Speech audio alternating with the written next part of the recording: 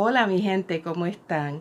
Aquí Alba Mar con ustedes, me pueden decir Alba, el canal se llama Seriela. Y estamos aquí para hablar de libros y algunos en español desde Puerto Rico. Hi, my name is Alba Mar. You may call me Alba. The channel name is Seriela, and we're here to talk about books, some of them from Puerto Rico in Spanish. It's been a while because it's been a busy month. There have been many outside activities and inside activities, and I might post some of the pictures up here so that you can see what's been happening during this busy month of May. But during that time, I've gotten some reading done, and I'm very happy about that. The first activity, as you know from the other video, was the May Day March. But after that, there was another protest against coal ash dumping here in Puerto Rico. That was May 4th, which coincidentally is the day that I finished Signal to Noise by Silvia Moreno-García, which I had mentioned that I wanted to finish for Cinco de Mayo, because this takes place in Mexico City, in DF. We'll talk about this one later. Wonderful book. And then, after that, there was the spring concert on the following day, May 5th, and I'll put a few pictures and clips and maybe snippets of some of the songs that were sung by el coro de niños de Ponce.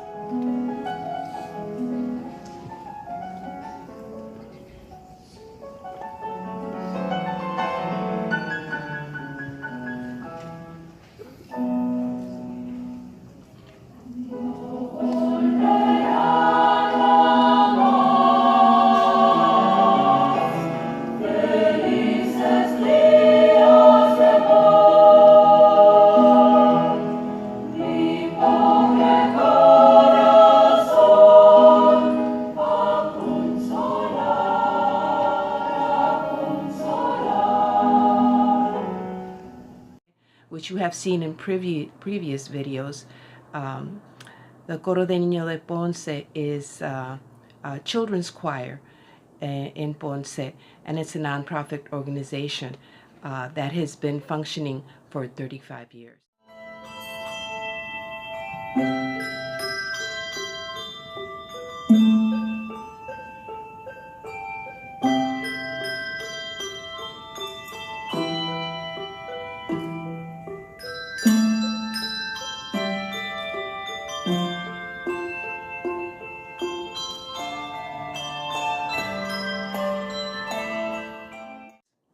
So it's an institution in Ponce, and the concert, as always, was very moving. I enjoyed it immensely. And on that day, coincidentally, I finished the book, Please Look After Mom, which I had started at the beginning of the month, and I have been longing to read and to finish. Got this one done too. We'll talk about this in a little bit. And then after that, there was Mother's Day, with a family visit, and thoroughly enjoyed the dinner. Gracias Yanira y gracias Carlito y todos los nietos. Well, we had dinner with my 4 grandchildren, my youngest daughter Yanira, and my son Carlos and his wife Justin in Ponce, and enjoyed myself immensely. During that time, I finished The Widows of Malabar Hill, which is a historical novel that takes place in under-colonial British rule in India. Magnificent book. We'll talk about that in a little while too. And then there were plumbing issues and that had to be taken care of. I'll post a couple of pictures there. The old water heater was replaced, luckily in time before there was a short, according to what the plumber told me. All the electrical wiring was flooded with water. That could have been a very huge accident. But luckily, we installed a new water heater, and it's miraculous. It instantly heats up the water. Then came Comic-Con, which the grandsons were looking forward to attending for over a year since the last one that they attended. And so we went to San Juan, and I'll post a couple of pictures here. But there will be a whole video about Comic-Con in San Juan, where I got to see J.D. Estrada, who is a booktuber and an author tuber here on YouTube, and went to support him and other indie writers in San Juan. That was a fantastic experience for me. New. I'd never done this before. It was a brand new experience for me. And the morning of Comic-Con, I finished Pachinko. Pachinko, which had been on my TBR for the longest time, and I loved it. Loved Pachinko. We'll talk about this in a little while too. So, and then after that, on Tuesday, I was surprised by an invitation to attend a meeting of choirs, a concert. It was a free concert in El Teatro La Perla, a renowned theater in Ponce. It was a free concert of around 6 choirs in the surrounding area. It was a beautiful, uplifting, and moving concert. Brought tears to my eyes, and unfortunately, I tried to film some for you guys. I will put snippets of the concert here so that you can listen to some of it, but I didn't have enough storage space, so I couldn't put everything. It was a beautiful, beautiful concert. So yeah. But what happened? My youngest daughter, Janita, the mother to my 2 grandsons, announced that she was reading Cien Años de Soledad, 100 Years of Solitude by Gabriel García Márquez.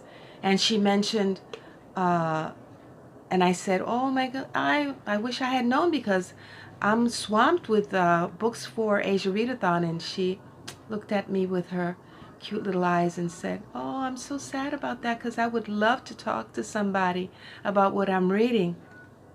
And when your daughter says that she wants to read with you Cien Años de Soledad, 100 Years of Solitude, what are you going to do? You have to read it along with her. And luckily, I have my 50th anniversary edition of Cien Años de Soledad, already a little beat up because I've put it in my book bag with a host of other items. But I'm going to be reading this with my daughter, so I'm all excited about that. Well, let's get back to what I did read so far for the month of May. As I said, I started off reading Signal to Noise by Silvia Moreno-García, which interestingly enough has 2 timelines. It starts in 2009 with Meche, who is returning from Norway to Mexico City for her father's funeral. Her father had been a DJ at a small radio station, and that's one of the highlights of this book for me, was the variety of music. All sorts of music, from jazz to pop to swing to popular Latin music from all over Latin America. Of course, the most moving one for me was when her father mentioned Gracias a la Vida de Mercedes Sosa. Excuse me. It is hot in Puerto Rico right now. It got up to about 85 degrees but it felt like 95. And I have to explain that I live in a third-floor apartment which receives all the rays of the sun. So it's like an oven in here. So anyway, back to Signal to Noise. I caught Njeri at ONYX Pages. I won this, as a matter of fact, through a contest at ONYX Pages. Thank you, Njeri. I really enjoyed this book. And as she was vlogging on her vacation, she mentioned Silvia Moreno-García and how she did not consider this novel to be a YA novel. And I completely agree. I don't think this book can be considered a YA novel. It starts off with a 36-year-old main protagonist going back to her father's funeral, a very cynical and bitter main character. And she was cynical and bitter since she was 15 years old. And this novel flashes back to 1988 when she and her friends were 15, 16 years old and outcasts and misfits in their high school. And it has a little bit of magic in it, but just enough, not too much. And for me, it was magic that was very much a part of the Mexican landscape and the Mexican heritage, as personified by Meche's grandmother, who used to take care of Meche and used to live with them in their small apartment in Mexico City. So the magic is limited to that previous teenage section of the book. And it goes back and forth between these two timelines. And you get to see how Meche has changed and has not changed, and how her friends have changed and have not changed, and the consequences of an immature use of magic in their teenage years. I love the book, especially the allusions to the music and how her father's musical influence had an effect on Meche, and how Meche used music through her earphones, through her Walkman. That was another flashback, the Walkman, and the cassette tapes, and the LPs, the vinyls. How she used music to create a bubble around herself as a defense mechanism, and how the music, especially the LPs, were incorporated into the magic. Yeah, so I recommend this book. I enjoyed it very much. And I'm going to link in Njeri's vacation blog, where she mentions the author's perception of the categorization of this novel. And I'm also going to link Rincey Reed's review, which I saw after I read the novel. Rincey waxes poetic about this novel, and she undoubtedly does a better job at reviewing it than I could ever do. It really does it justice. So yeah, that was Signal to Noise, which was not part of Asian Readathon, but I wanted to get this done, and I'm glad I did. Then came Please Look After Mom, which was recommended a long time ago by my daughter in New York, Jamil. And when I mentioned that I was going to read this book, she cautioned me that it was a tearjerker.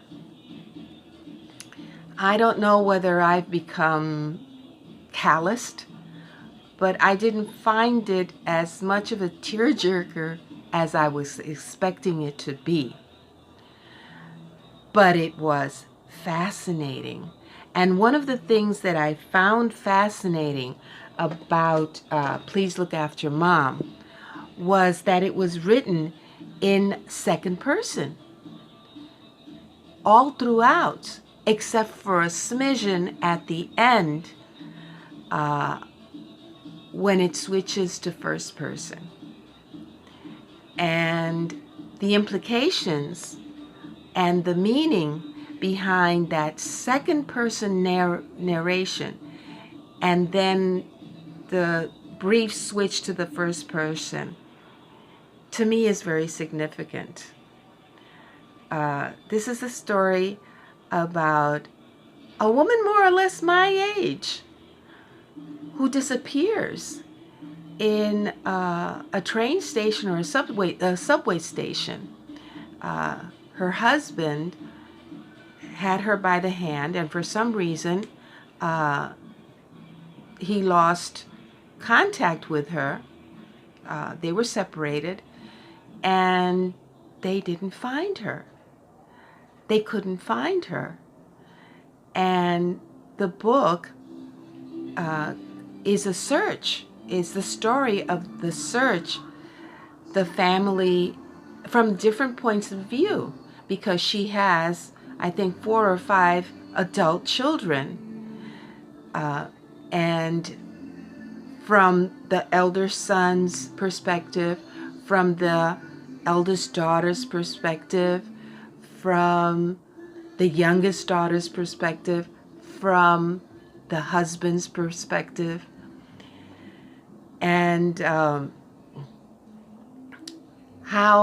what their relationship was with this mother.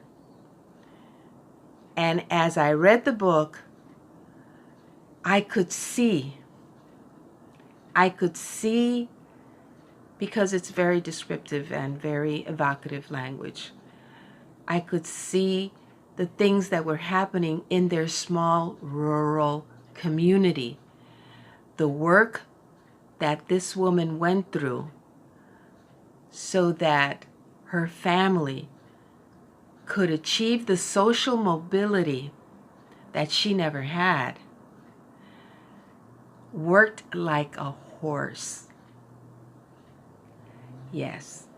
And reminded me very much of rural life in Puerto Rico when I came so many years ago. The person that it most reminded me of was my mother-in-law, who worked as hard in the countryside, in the rural town of San Sebastián de la Vega del Pepino, and as hard as women in countrysides the world over work so that their children can have upward social mobility. Very moving book, very moving book. And the ending especially.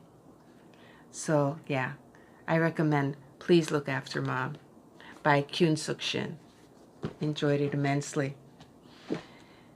And then I read The Widows of Malabar Hill, which is a historical novel that takes place in what was called at that moment Bombay, under colonial British rule in India. And if I can post the picture, I will here. It's about the widows, are the 3 widows of a textile businessman. But the main protagonist is the only female solicitor. Her name is Parveen Mistry, the only female solicitor in all of Bombay in the 1920s. And she has to work hard at the beginning of the novel. This is another one that has like a dual timeline that flashes back from 1920 something to 1917, I think it was. And before, she had been studying law, but the harassment, the male harassment and hostility was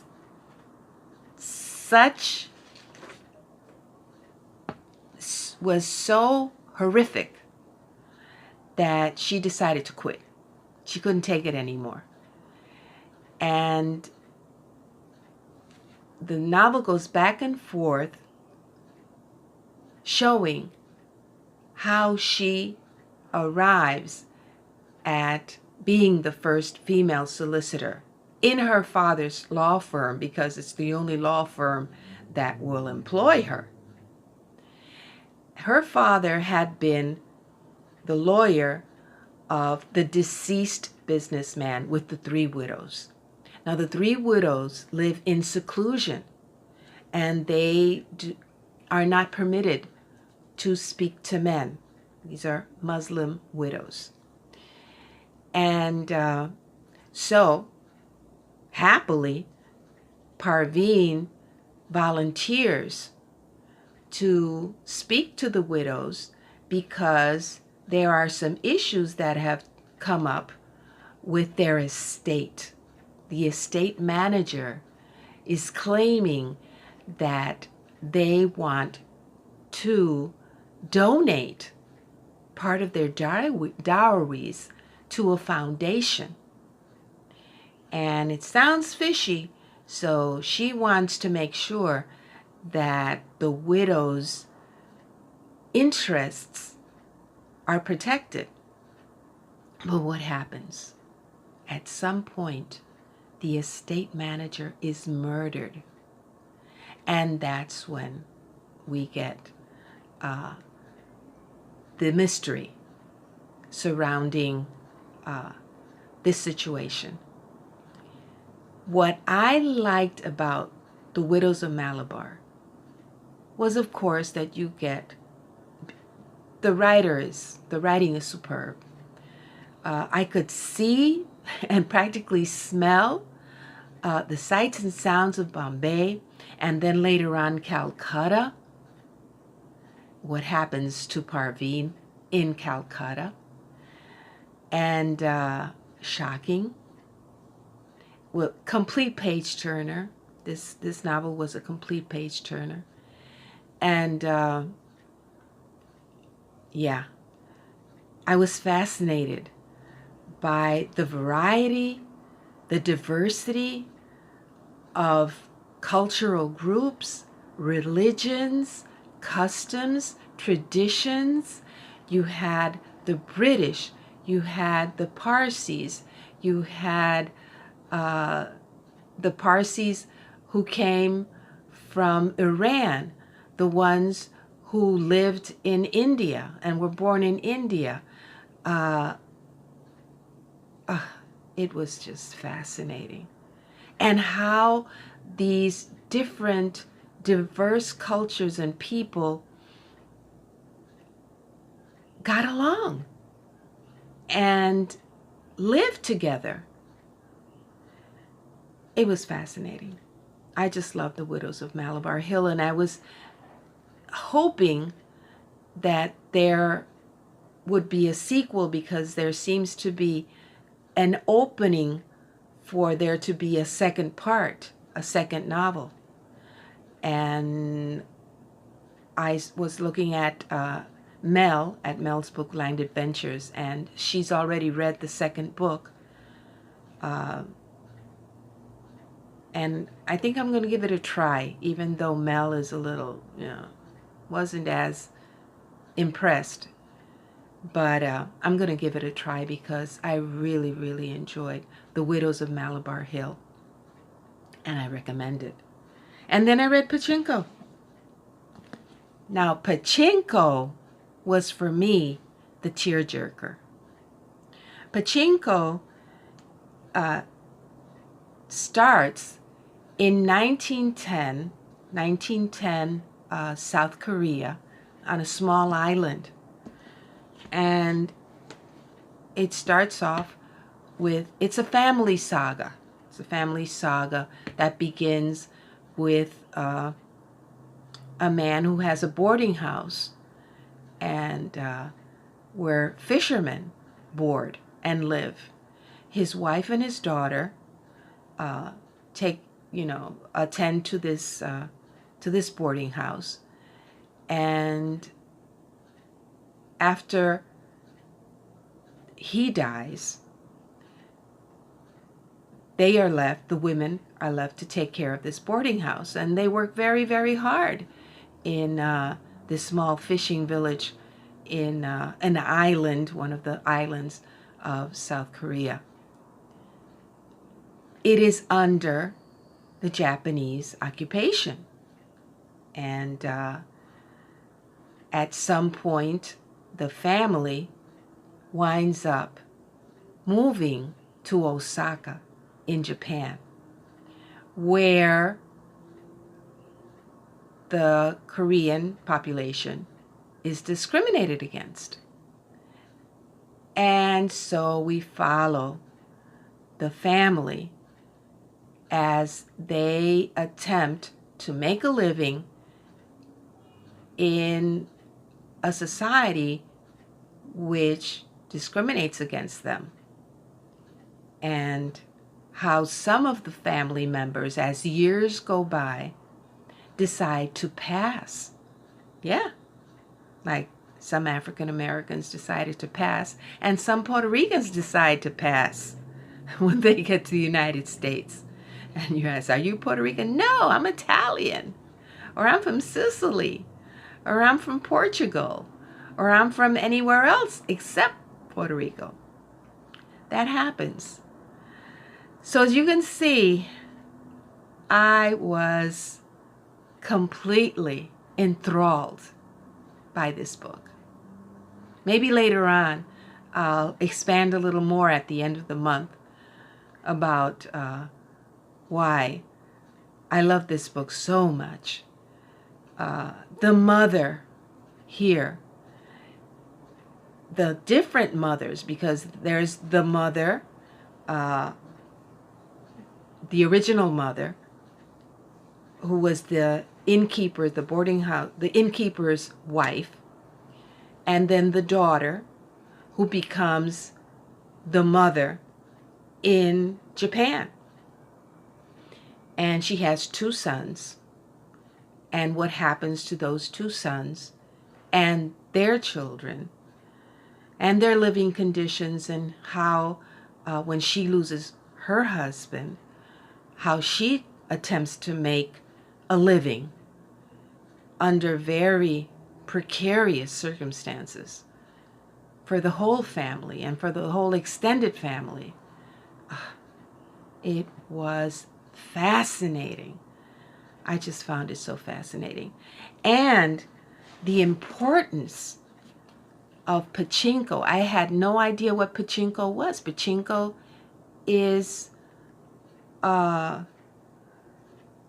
like today, what I see all around me in Puerto Rico, casinos and video game places where people go to play. Slot machines and things like that. It was like a Japanese pinball place. And for some people, not very reputable, but for many Koreans living in Japan, the only way that some people could make a living. Yeah, so it was, a family saga that I will remember forever. Just fascinating. Fascinating what women went through so that their families could survive. And not only survive, but thrive in very inhospitable circumstances. So this novel takes us from 1910 to 1985, and as you can guess, Korea, both Koreas and Japan undergo lots of changes during those times. And you can see those changes in the family as time goes on. And I became very emotionally invested in all of the family members, even the ones that weren't very appealing.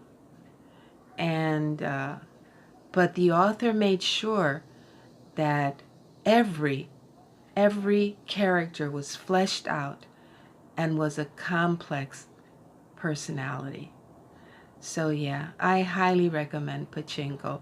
And the rest of the month, I couldn't tell you. I have so many things on my TBR.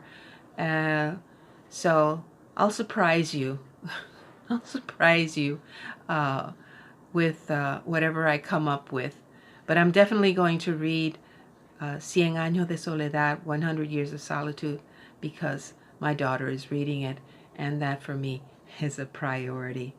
So if I can, I'll include bits of some of the concerts that I've been going to that have really filled my heart and giving me so much hope, because we have a lot of talent here, a lot of young talent. It makes me so very happy. Así que, cuídense mucho, mi gente. Sigan leyendo. Hasta pronto. Bye.